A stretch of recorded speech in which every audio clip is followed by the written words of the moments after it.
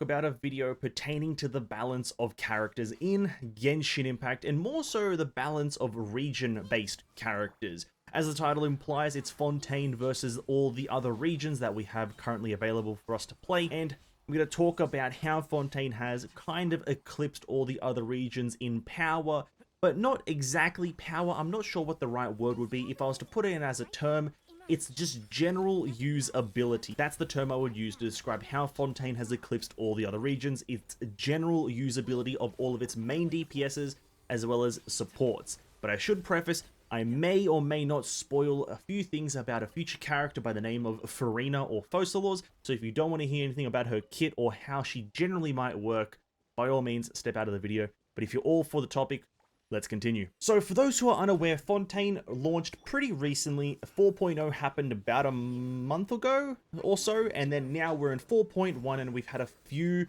Fontaine characters release. Namely, we have Lynette, Novelette, and I believe in just a few days we're going to have Mr. Rhea Thesley himself.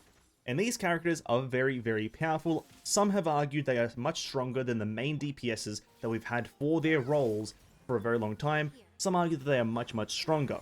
Now, whether they are stronger or not is not the point, but my point for this video is how they are strong in their own rights and what makes them extremely powerful as a just get this unit now and going forward they'll be able to carry you through 99% of the game. But before we go into that, what makes the other regions kind of not that? Well, the other regions, when you're building characters, let's say from the Leeway selection of characters, or you want to use a Leeway main DPS like Hu Tao, well, the thought process that goes into this is Hu Tao is your main DPS. And with your main DPS, you want two enablers or two support units that are going to support Hu Tao in her main DPS endeavors. Usually you might pair that with a Jingqiu or a Yelan, or you might even use both of them. They're going to be your Hydra replicators, and so now you've got a main DPS and two support units. But now you're going to need some sort of defensive or healing unit. Some people may use a Zhongli here just for a very strong shield. Some players may use a Bennett for the healing and attack boosting. Whatever your choice is for this fourth slot, it's usually going to be a defensive unit.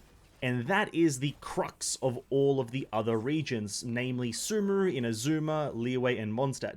You need some sort of support unit at the very end, which is usually healer or defense, shielder, whatever you want to call it.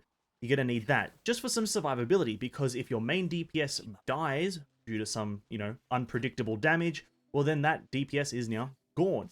And obviously if you're in the Spiral Abyss, there's no reviving them mid-combat. So that is how the general team composition for the older regions goes. But going into how Fontaine really changes that. So the new mechanic that Fontaine has introduced with its kind of like signature mechanic is a HP increase and decrease mechanic.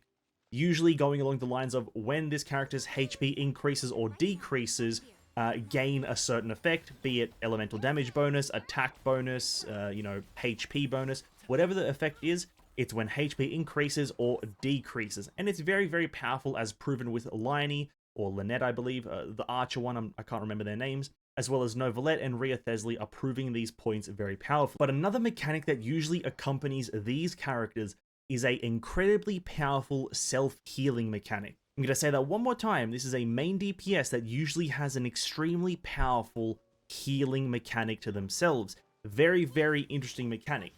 Now, how does this make Fontaine characters generally stronger or, in a general use sense, better?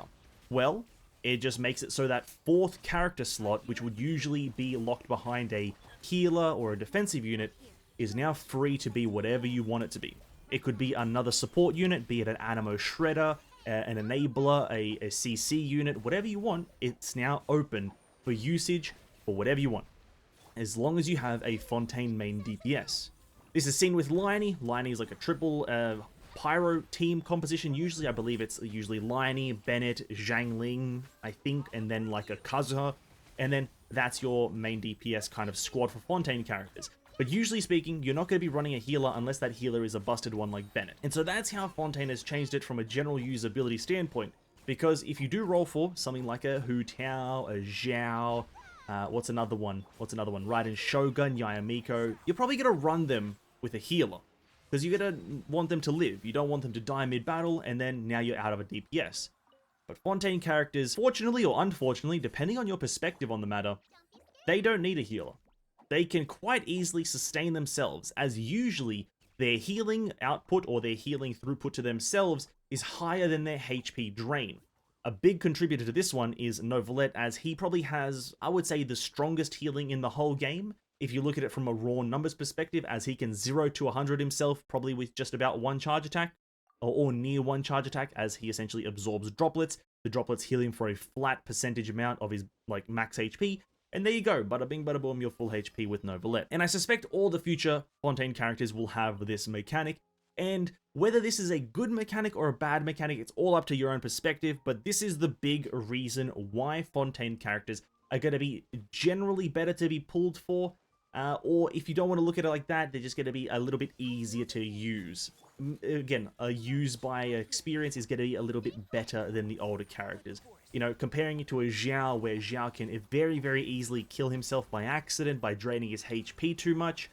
You know, comparing that to a Novelet who pretty much struggles to drop below 40% HP, you know, comparing that, it's kind of crazy. So this is just a small video going into the reason why Fontaine characters are eclipsing the rest of the characters in power. You can view it as power, but I wouldn't say necessarily power. It's a bit more of a usability standpoint. They're going to be a little bit easier to use, generally easier to use, and so pulling them is going to be slightly higher value as they are easy to use. But then again, this all just could be that Fontaine is the newest region, and as per new regions, they are obviously going to be the next best thing, the next most powerful thing. Obviously, power creep still exists in Genshin Impact, so it's not always these small specific things, but I do believe that Fontaine has created a new busted mechanic for Genshin Impact to thrive upon. But this has just been a small video talking about this because this has been on my mind for a fair while.